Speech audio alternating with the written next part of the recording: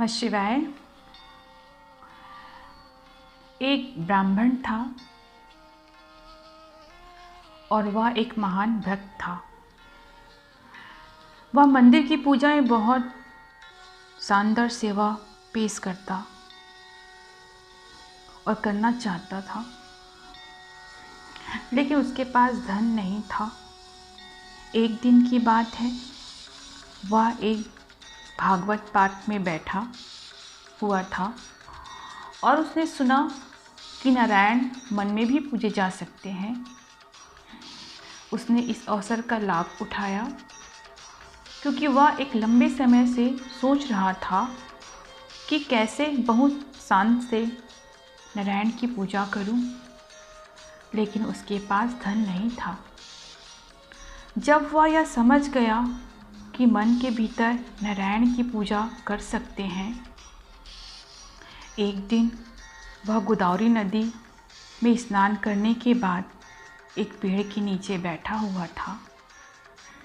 अपने मन के भीतर वह बहुत ही खूबसूरत सिंहासन का निर्माण कर रहा था।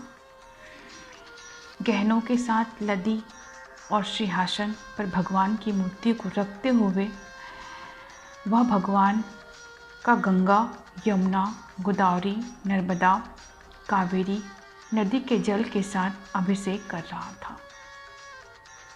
फिर बहुत ही उत्तम तरह से भगवान का श्रृंगार कर और फूल माला के साथ पूजा करते हुए वह मीठे चावल बहुत अच्छी तरह से भोजन के रूप में पका रहा था। वह परखना चाहता था कि भोजन भोग के लिए कहीं गर्म तो नहीं है।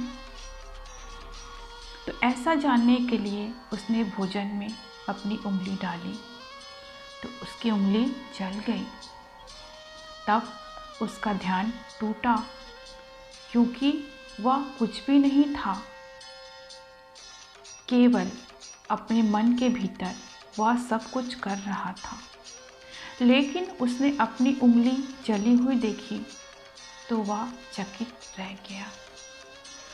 इस तरह बैकुंठ से नारायण मुस्कुरा रहे थे। देवी लक्ष्मी जी ने पूछा, आप क्यों मुस्कुरा रहे हैं?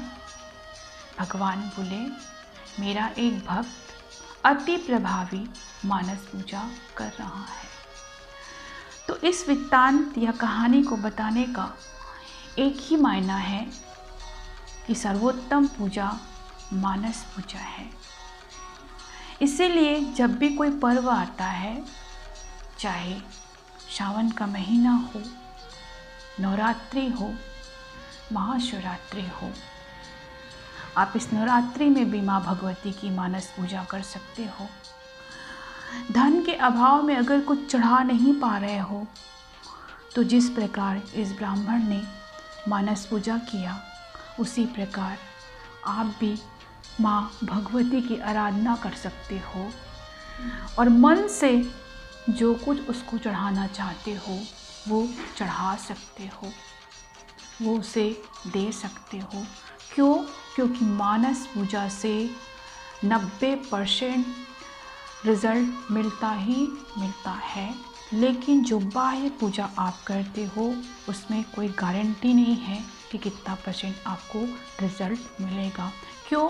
क्योंकि आप बाहर डरते हो कहीं हमसे कोई गलती हो ना हो जाए और माँ हमसे कोई रुष्ट ना हो जाए, भगवान हमसे रुष्ट ना हो जाए।